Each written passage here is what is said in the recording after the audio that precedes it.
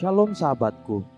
Sebelum kita merenungkan kebenaran firman Tuhan di pagi hari ini, mari kita sama-sama berdoa.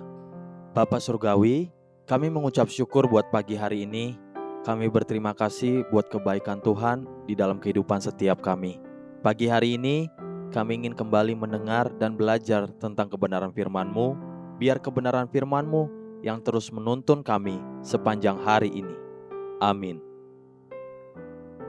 Pagi hari ini, kita akan merenungkan kebenaran firman-Nya dengan tema Beth Peor, The House of Openness. Mari kita buka Alkitab di dalam kitab Ulangan pasal 3, ayat 27 sampai ayat yang ke-29. Demikian firman Tuhan.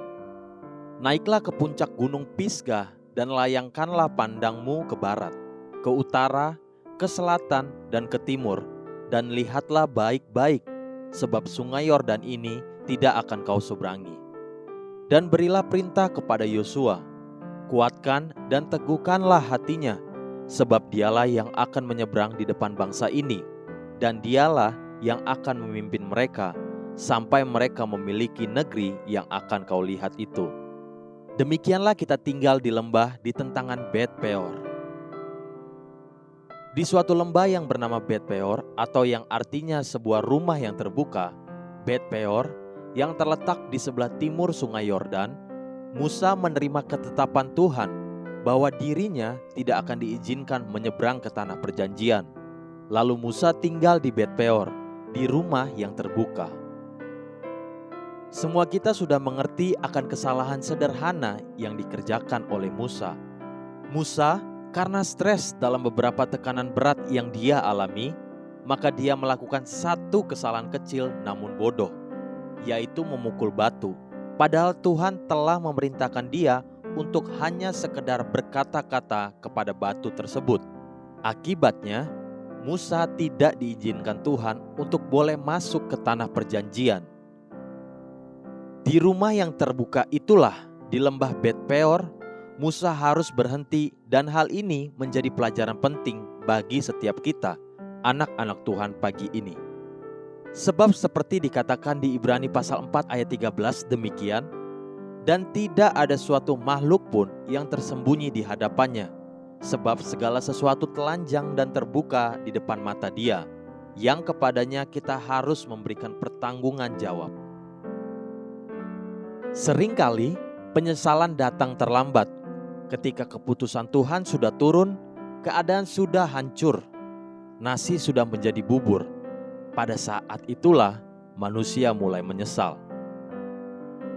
Sebagai hamba Tuhan, saya sering menemukan air mata penyesalan tumpah ketika tangannya sudah diborgol polisi karena tertangkap KPK, atau ketika surat gugatan cerai diterima, atau ketika dokter berkata sudah rusak. Pada satu kali nanti, apa yang kita simpan rapat-rapat, itu pun akan terbuka lebar-lebar. Namun keadaan yang dialami Musa itu berbeda. Dia hanya merasa sangat berat menanggung goncangan dan tuntutan dari banyak pihak. Tekanan yang begitu berat, pada satu ketika akan meledak dan meluap tumpah. Sekalipun tidak seorang pun dilukai oleh Musa ketika amarahnya tumpah, namun hati Tuhanlah yang tergores, dan perintah Tuhanlah yang dilanggar oleh Musa. Saya percaya betul bahwa Musa memang tidak secara sengaja hendak melanggar titah dan kehendak Tuhan. Musa pasti tidak dengan sengaja bertindak untuk tidak menghormati Tuhan.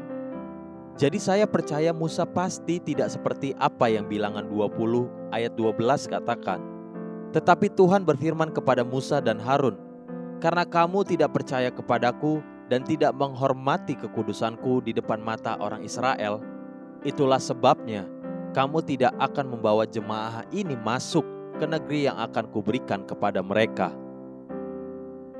Jadi bagaimana mungkin seorang yang seperti Musa sekalipun bisa berbuat salah, sampai-sampai tindakannya itu dianggap Tuhan sebagai tindakan yang tidak percaya dan tidak menghormati kekudusan Tuhan? Bukankah Musa itu tulus dan sepenuh hati menghormati Tuhan? Bagaimana mungkin orang yang seperti itu pun bisa tergelincir dan berbuat kesalahan bodoh seperti itu? Ada satu perkara yang Tuhan ajarkan kepada kita pagi ini. Belajarlah terbuka sebelum engkau dipaksa untuk tinggal di Bet Peor, di rumah yang terbuka lebar.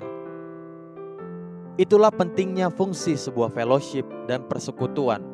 Di situ kita diajar untuk saling terbuka, saling berbagi, dan saling mendoakan, saling menguatkan, dan meneguhkan. Seperti itulah ibadah orang-orang percaya. Haleluya.